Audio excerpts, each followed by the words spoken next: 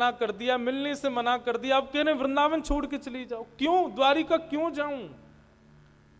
कम से कम वृंदावन में रहूंगी, उससे मेरी चेतना तो बनी रहेगी ना।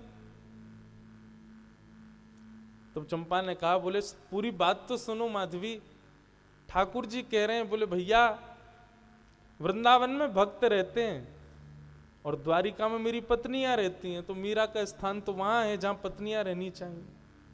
इसलिए मीरा को कहो कि अब अपने ससुराल जाए। अपने वास्तविक से ससुराल तो आज तक गई नहीं वो, उसका ब्याह हुआ हमसे, कम से कम अपने वास्तविक ससुराल में एक बार तो चरण घुमा के आवे, एक बार तो देख के आवे कैसा उसका ससुराल। ये भाव सुनते ही मीराबाई नाचने लगी, बोले अच्छा ये भाव है तो मैं जरूर जाऊंगी। मीराबाई प्रसन्न हो गई। प्रसन्न भी होती हैं, लेकिन कभी कभी वृंदावन का विरह भी व्याप्त हो जाता है। एक दिन मीराबाई ने अब विचार किया, कुछ दिनों में मैं द्वारिका प्रस्थान करूंगी। एक दिन बंधुओं, मीराबाई की ख्याति तो बहुत बढ़ी गई थी, लोग बाग दर्शन करने आते थे। एक बार दो महापुरुष उनका दर्शन करने आए, सामान्य से दिख रहे थे। मीराबाई के सन्मुख आए, आकर के बैठे, बोले हमने बहुत सुना है आपका स्वर बहुत मधुर है, आप ठाकुर जी की बड़ी मधुर सेवा करती हैं, राणा जी ने आपको विष का प्याला दिया, आदि आदि ये सब कीर्तिमान बाप गाने लगे। तो मीराबाई बोली, मेरे पास आके मेरी कीर्ति मत गाइए, मेरे लाल जी की कीर्ति गाओ, वो मुझे प्रिय लगती है। उन दोनों को मीराबाई ने जब देखा, तो एक व्यक्ति को जब देखा तो उसके रूप माधुरी और शब्द से मीराबाई अनुभव कर पा रही थी कि ये कोई गवैया है। और मीराबाई ने जब उसके अंगों की ओर टटोला, देखा कि उसके हाथ में कोई वाद्य बजाने वाला एक यंत्र उसके हाथ में लगा हुआ है। जैसे आप कभी देखेंगे जो सितार वादन करते हैं, उनके हाथ में एक सितार बजाने वाला एक साधन होता है, वो उसको जब सितार नहीं बजाते तो अंगूठी बना के पहन लेते हैं। तो वैसा ही एक यंत्र उन्होंने देखा। मीराबाई उससे अनुभव तो कर चुकी थी कि ये कोई गवैया आया है और ये निश्चित ही मेरा स्वर सुनने के लिए आया है, मेरी परीक्षा लेने के लिए आया है।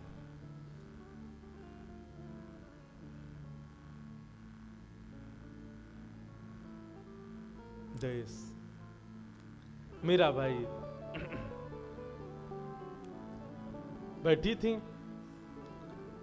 उसने निवेदन किया कि आप कुछ फरमाइए ना, ठाकुर जी के सामने कुछ सुनाइए। मीराबाई का बंधुओं चरित्र पूरा पदों से ही भरा हुआ है। इतने पद हैं कि ना चाहते हुए भी, मैं तो बहुत कम गाता हूं, लेकिन मीराबाई के तो हर भाव में एक पद विद्यमान है।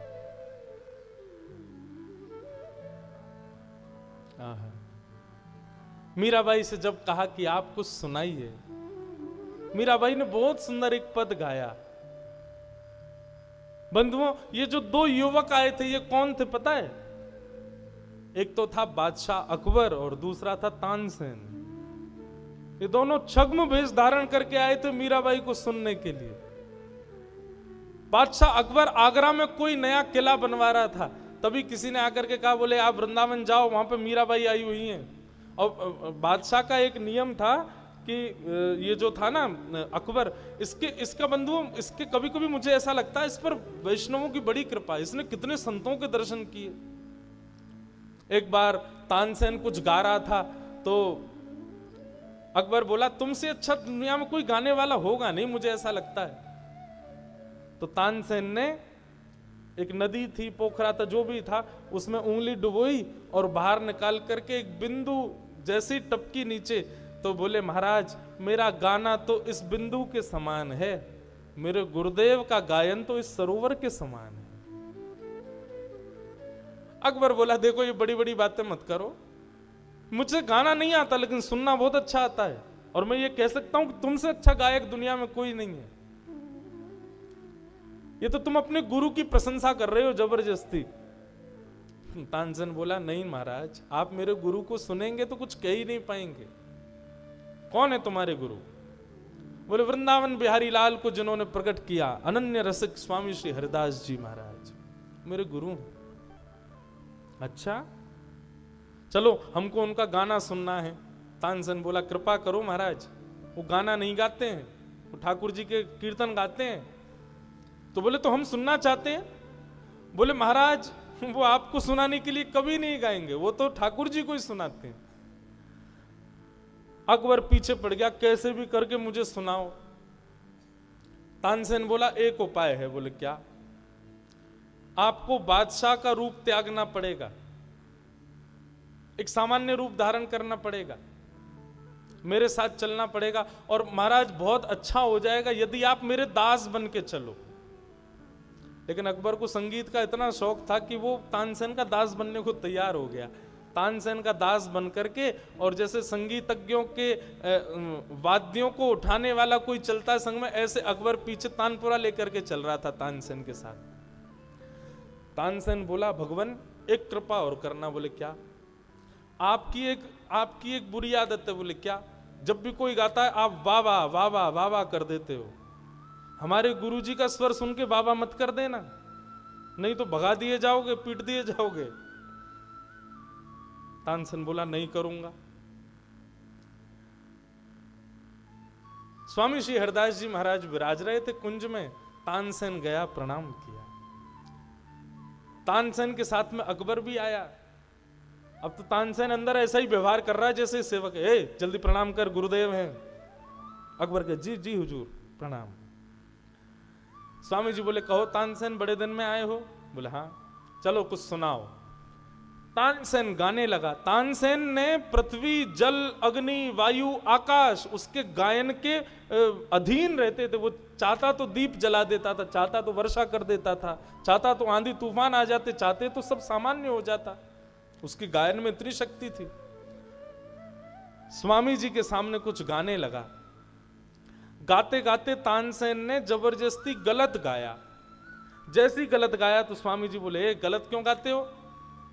बोले भगवान गलती हो गई, आप सुधार दीजिए ना, क्योंकि ये मर्यादा है कि आप वृंदावन के रसिकों को कह नहीं सकते, आज्ञा नहीं कर सकते कि गाइए। वे जब चाहें तब गाएंगे। तो तानसेन ने ये युक्ति अपनाई कि मैं गलत गाऊं और सुधारने के लिए कहूंगा तो ये गाएंगे, अकबर सुन लेगा। स्वामी जी पहचान गए, अच्छा तो ये चाहते हो कि हम गाएं? बोले जी भगवान। स्वामी श्री हरदास जी महाराज ने बिहारी जी का स्मरण करते ही जैसे ही एक स्वर लगाया, स्वर अलाप करते ही वृंदावन की रज के कण हिलने लगे। आकाश में सूर्य चंद्र एक साथ प्रकट हो गए, मानो जैसे वृक्ष भी कोई चैतन्य बनकर के श्रवण कर रहे हों। वन के भीतर से हिरण, वन के भीतर से हिंसक जीव सब निकल करके आ गए स्वामी जी की ओर, मानो कृपा भरी दृष्टि से देख रहे हों। सबके नेत्र सजल हो गए। ऐसा स्वर स्वामी जी ने प्रकट किया। अकबर के नेत्र बंद हो गए, देहाभिमान शून्य हो गया। उसको तो पता ही नहीं कि मैं सेवक बन के आया हूं, नाटक कर रहा हूं। जैसे ही स्वर सुना, स्वर सुनते ही बोला वाह वाह वाह वाह वाह वाह। स्वामी जी का गायन वहीं रुक गया। बोले कौन है ये, कौन है, और इसने वाहवाही कैसे की? तानसेन बोला बाहर चल, तुझे तो बाहर चल के बताऊंगा। गुरुदेव क्षमा कर दो, गलती हो गई, अपराध क्षमा करो, बालक का सेवक है मेरा। तानसेन स्वामी जी बोले तानसेन छुपाओ नहीं, बताओ ये कौन है। इसके वाह वाह के स्वर में पता चलता है कि ये कोई मुगल है। तब रूप में प्रकट हुआ महाराज, शहंशाह हिंदुस्तान बादशाह अकबर आए हैं। कान पकड़ लिए, क्षमा कर दो भगवान, आपका स्वर सुनना था। ये बोले बादशाह रूप में जाओगे तो सुनाएंगे नहीं, इसलिए मैं सेवक बन के आया। स्वामी जी बोले अच्छा हुआ कि तुम सेवक बन के आए, कोई और रूप में आते तो तुमको दंड मिलता। चलो जाओ, कोई बात नहीं। बादशाह बोला अब आपको पता ही चल गया कि मैं बादशाह हिंदुस्तान हूं। भगवान आपका मैंने स्वर सुना है, कुछ दक्षिणा देना चाहता हूं, बताइए क्या दे दूं। स्वामी जी बोले हमको कुछ नहीं चाहिए, बस तुम चले जाओ, यही हमारी दक्षिणा है। बादशाह बोला ऐसे तो नहीं जाऊंगा, आप भारत के सम्राट के सामने खड़े हैं महाराज, बताइए क्या चाहिए। स्वामी जी बोले यमुना जी का केसी घाट है, उसकी एक सिड्डी टूट गई है, बनवा दो, जाओ। अकबर की आधी संपत्ति लग गई लेकिन वो सिद्धि नहीं बन पाई। अकबर दौड़ा दौड़ा आया, बोले भगवान मेरे बस का नहीं है। तो बोले मैंने मना किया था ना कि कोई दक्षिणा नहीं चाहिए, तुमको जबरदस्ती लगा। तो ये कथा मैंने क्यों सुनाई, अकबर भले ही मुगल था लेकिन अकबर को आप देखेंगे उस पर संतों की बड़ी कृपा, संतों का खूब दर्शन किया। आज अकबर को जब पता चला कि भक्तिमती मीराबाई आई हैं तो अकबर रूप बदल करके तानसेन के साथ उनका स्वर सुनने आया। दोनों रूप बदल करके बैठे, लेकिन मीराबाई को अनुभव हो गया था कि ये कोई छद्म वेश में आए हैं, इनके हाव भाव स्वर से पता चल रहा है कि ये कौन है। आहा, मीराबाई ने एक तारा लेकर के स्वर छेड़ दिया।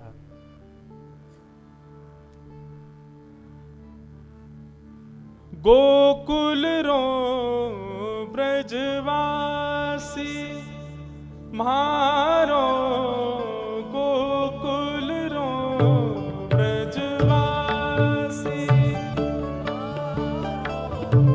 गोकुल रो ब्रजवासी मारो, गोकुल रो ब्रजवासी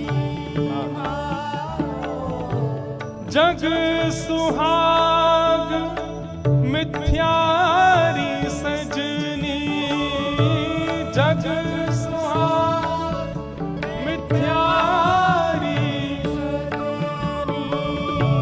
होवा हो मिट जासी,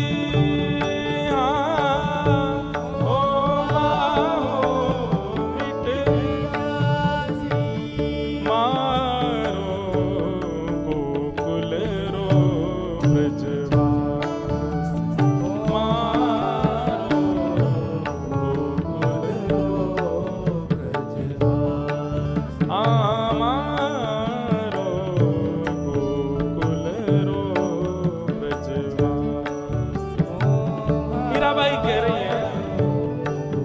क्या कह रही हैं?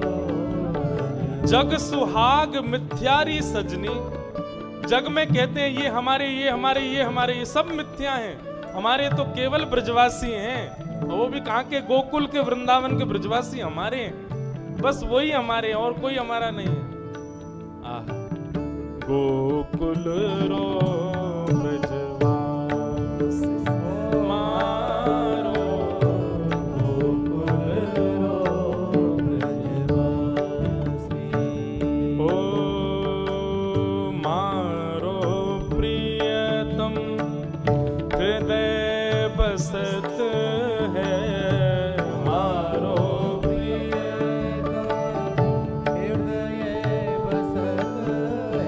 किसी ने कहा ब्रजवासियों में क्या गुण है? तब मीराबाई कहती हैं हमारा प्रियतम उनके हृदय में बसता है, ब्रजवासियों के हृदय में, इसलिए ब्रजवासी हमारे हैं। मारो प्रियतम हृदय बसत है, मारो प्रियतम हृदय बसत है, दरस लहा सुख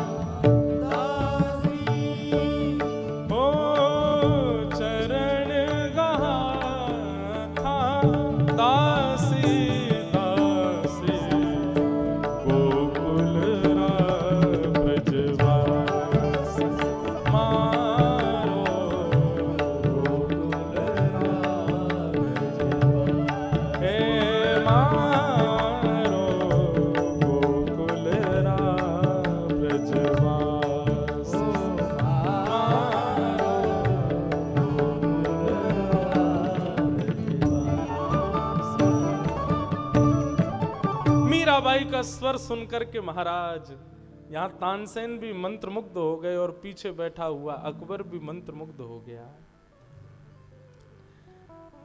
अकबर ने अपने जेब से एक सुंदर आभूषण निकाल करके मीराबाई के सामने रखा। मीराबाई के स्वर निकल पड़ा, झांपना मुझे नहीं, इनको अर्पित कीजिए। झांपना शब्द सुनते ही वो तो पानी पानी हो गया। बोले आपने झांपना क्यों कहा? बोले क्या आप बादशाह अकबर नहीं है?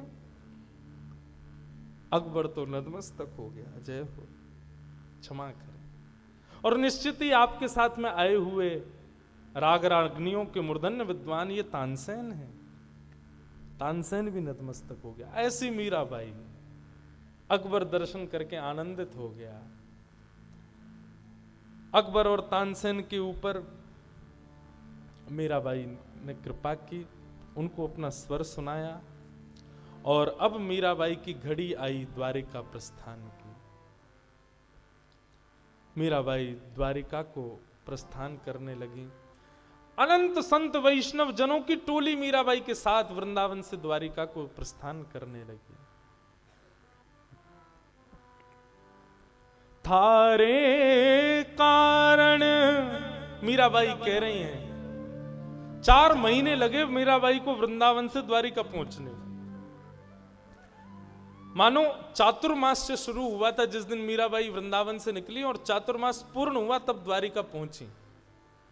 थारे कारण बन बन डोला, लिया जोगणारा भेष, बीत्या चौमासा मास बिताया, पंढरी मारा के।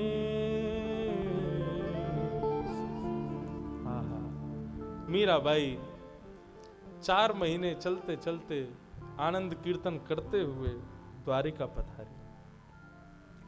द्वारिका में आकर के मीराबाई जहां भी जाती है वहां उनको श्याम सुंदरी दिखते हैं। जैसे ही द्वारिका में प्रवेश किया मीराबाई को रुक्मणी जी दिखने लगी। मीराबाई जी को साथ में जामवती, सत्यभामा, ये सब भगवान की पटरानियां मीराबाई का स्वागत कर रही हैं। ऐसा मीराबाई को प्रतीति होने लगी। मीराबाई ने जैसे ही द्वारिका में प्रवेश किया, द्वारिका के मुख्य द्वार पर मीराबाई की सासू मां, कौन? देवकी और वसुदेव दोनों खड़े, और दोनों ने खड़े होकर के जैसे एक नव बहू का स्वागत होता है वैसे ही स्वागत किया। मीराबाई को सब अनुभव हो रहा है। कैसी मनस्थिति मीराबाई की। सब जगह दर्शन करती हुई, सब लोगों से, ठाकुर जी के प्रियजन परिजन सबसे मिलती हुई मीराबाई द्वारिकाधीश का दर्शन करने गई। जैसे ही मंदिर में प्रवेश किया, मंदिर में प्रवेश करते मीराबाई ने सामने देखा, मारो मन हर लीनो रण छोड़। आहा, जैसे ही द्वारिकाधीश का दर्शन किया मीराबाई गाने लगी, मारो मन हर लीनो रण छोड़। मोर मुकुट सिर छत्र विराजे, कुंडल री छवि ओर, चरण पखारे रत्ना नाकर, री धारा गोमत जोर। ध्वजा पताका तत तट राजे, झालर री झकझोर। भकत जनारा काज सवारिया मारा, प्रभु रण छोड़। मीरा रे प्रभु गिरधर नागर, कर गयो नंद किशोर। मीराबाई गाने लगी। पूरा द्वारिका झूम गया मीराबाई के आते ही। मीराबाई द्वारिका में रहने लगी। द्वारिका में भी संत जनों के पास जाकर के मीराबाई खूब सुख से विराजती। कई वैष्णव जन आते, अपने हृदय के प्रश्न संशय लेके आते, पर मीराबाई को देख के सबके संशय अपने आप समाधान हो जाते। इस प्रकार मीराबाई सब जगह सत्संग की प्रवाह से सबको आनंदित करने लगी। एक दिन मीराबाई को बहुत विरह वेदना हुई। इतनी विरह वेदना हुई कि एक द्वार पर एक जोगी आया। अलख निरंजन। सेवकों ने देखा कि आइए भगवान पधारिए। बोले हम मीरा का दर्शन करने आए हैं। बोले हमारी बाई साहब तो अचेत पड़ी हैं, अस्वस्थ हैं। बोले ले चलो मुझे उनके पास। जैसे ही उनके पास लेकर के गए बंधुओं, श्याम वर्ण था, एक साधु के वेश में आए थे। आकर के मीराबाई के सिर पर जैसे ही हस्तकमल पधराया, हस्तकमल पधराते धीरे धीरे मीराबाई को चेतना आने लगी। आकर के जैसे ही देखा, साधु को देख करके कहने लगी आप कौन? जोर से साधु हंसा। हंसी सुनते ही मीराबाई बोली ये हंसी तो मैंने कहीं सुनी है, ये हंसी तो मेरे कानों में गूंजती रहती है। श्याम सुंदर। जैसे ही श्याम सुंदर कहा, बोले अरे हम श्याम सुंदर नहीं है, आपकी तो दृष्टि ऐसी हो गई है, जिसको देखती हो श्याम सुंदर ही दिखते हैं आपको। हम श्याम सुंदर नहीं है, हम तो साधारण संत हैं। नहीं नहीं, आप श्याम सुंदर हो, आप निश्चित श्याम सुंदर। अरे हमारा वर्ण देख के आपको लग रहा होगा हम श्याम सुंदर नहीं है। मीराबाई की दृष्टि अब ऐसी होने लगी, वो जिसको देखती है उसमें श्याम सुंदर का एक गुण भी होता है। कोई रूप से भले ही सांवला ना हो, लेकिन नेत्र थोड़े से कटाक्ष हो, श्याम सुंदर। किसी की चाल थोड़ी सी बाकी हो तो ये श्याम सुंदर, घुंघराले केश हो तो वो भी श्याम सुंदर, श्याम वर्ण का कोई दिख जाए तो ये भी श्याम सुंदर। सब जगह जैसे जैसे भक्ति के रूप प्रकार श्रीमद् भागवत में बताए गए बंधुओं, एक एक करके समस्त प्रकार मीराबाई में प्रकट हो गए।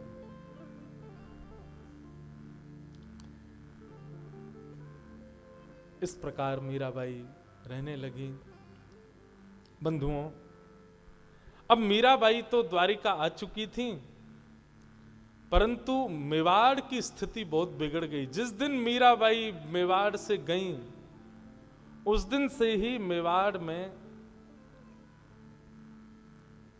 अन्न जल की कटौती होने लगी। लोग भूख प्यास से मरने लगे। मेघों ने ना जाने कितने वर्षों से मेवाड़ की भूमि पर वर्षा की ही नहीं है। वनस्पतियां खत्म होने लगी, नदी सब तालाब पोखर सूखने लगे, अकाल पड़ गया मेवाड़ में।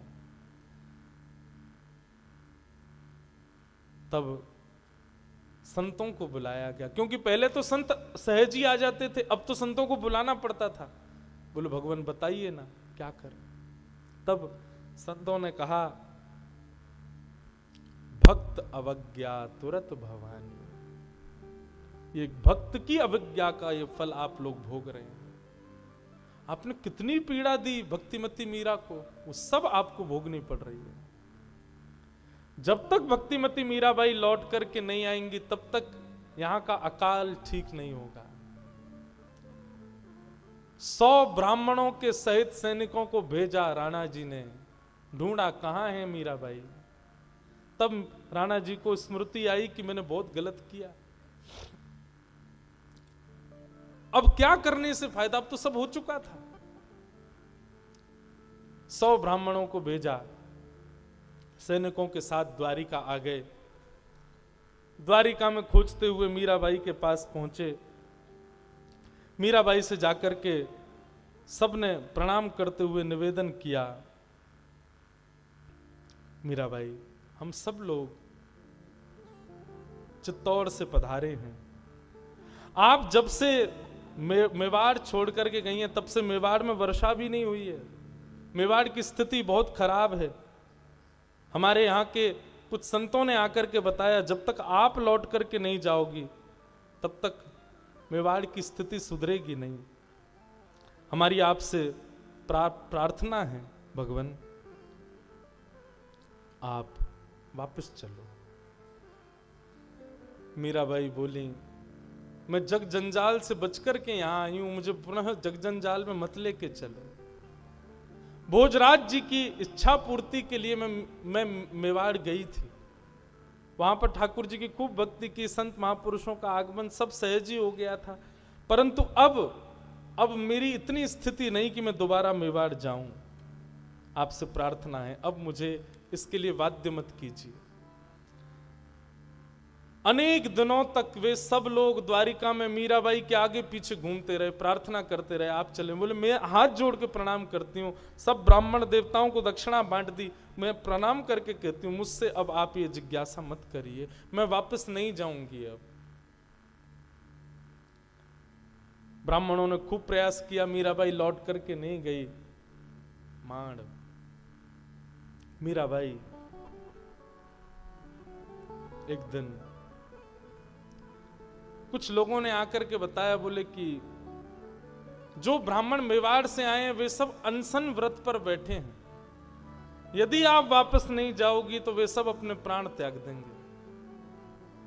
मीराबाई 56 भोग लेकर के गई, सबसे कहने लगी आप लोग प्रसाद पाइए, इस प्रकार अनशन मत कीजिए। बोले अब तो अनशन तभी टूटेगा जब आप अपना मुख मेवाड़ की ओर मोड़ोगी, आप हमारे साथ वापस चलोगी तभी हम लोग अनशन छोड़ेंगे। मीराबाई बड़ी दुविधा में पड़ गई, क्या करूं।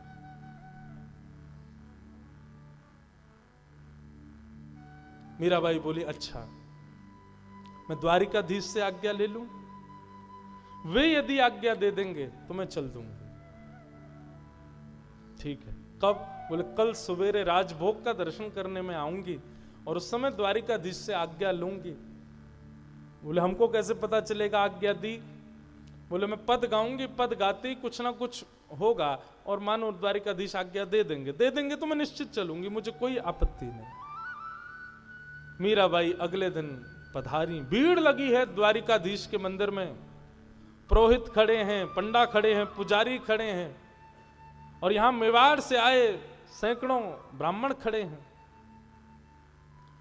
और सबके बीच मीराबाई पधारी। मीराबाई जैसे ही भीतर जाने लगी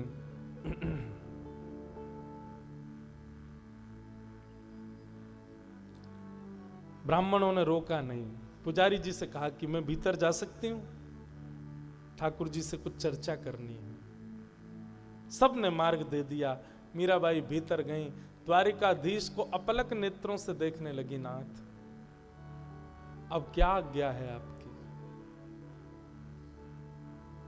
सब संसार छोड़ दिया, सब सह लिया, सब कुछ कर लिया, परंतु आज मेरे सामने ऐसी स्थिति आई, अब दोबारा मुझे उसी संसार में उड़ेला जा रहा है।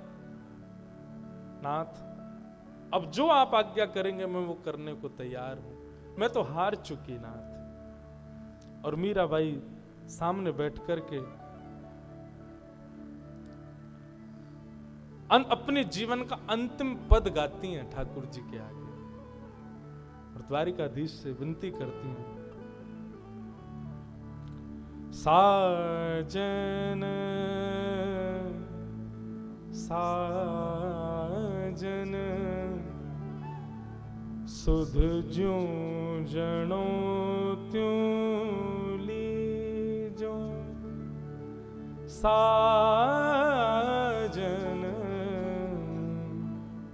सुध ज्यों जनो त्यों लीजो, तुम बिन मेरे और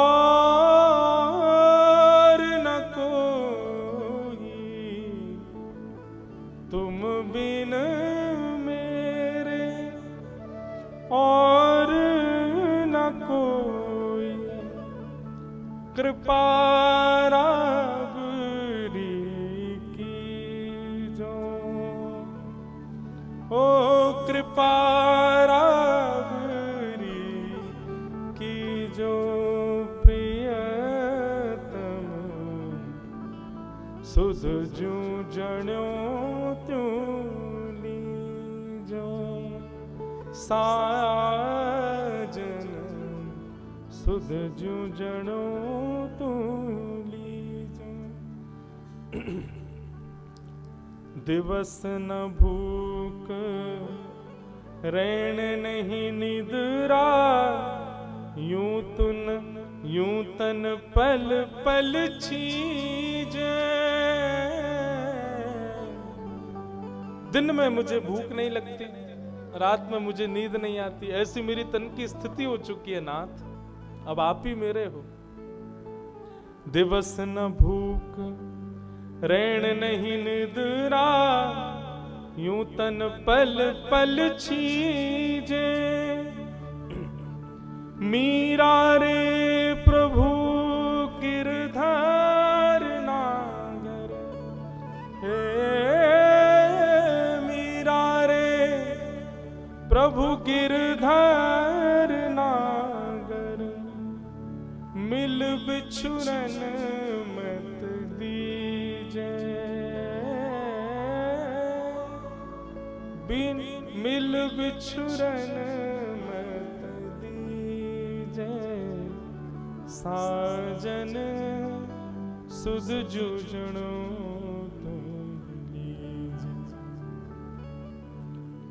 मिल बिछरण मत दीजे। मीरा के प्रभु गिरधर नागर मिल बिछरण मत दीजे, मिल बिछरण मत दीजे, मिल बिछरण मत दीजे। ये पंक्ति बार बार मीराबाई गाने लगी।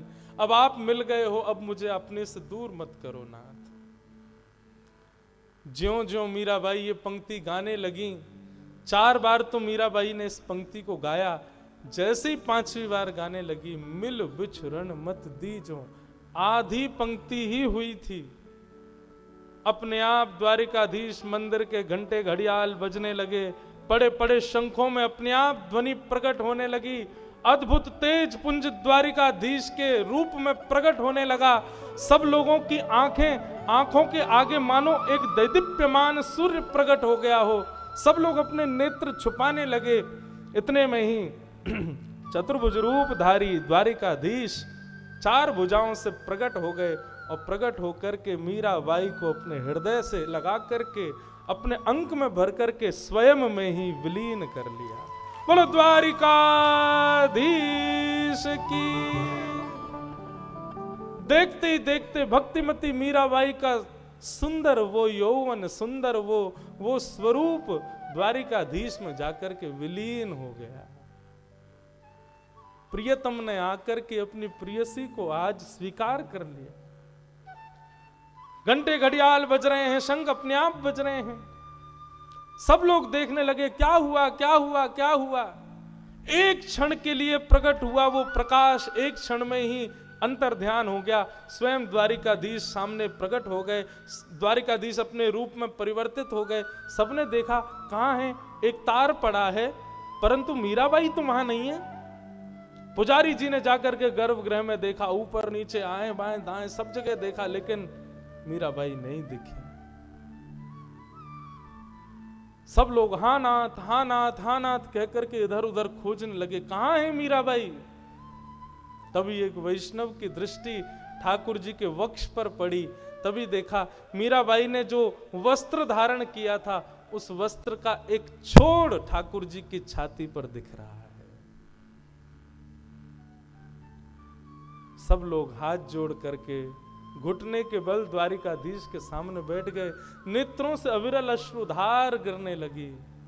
आज भक्ति की पराकाष्ठा दिखाई ठाकुर जी ने, अपनी परम भक्ता मीराबाई को स्वीकार कर लिया। मीराबाई गाती थी, कबहू मिले पिया मोरा गोविंद, कबहू मिले पिया मोरा,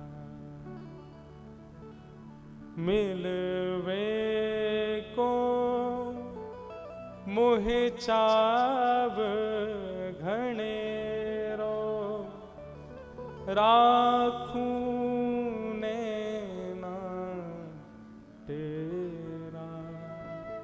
गोविंद, कबहू मिले पिया मोरा।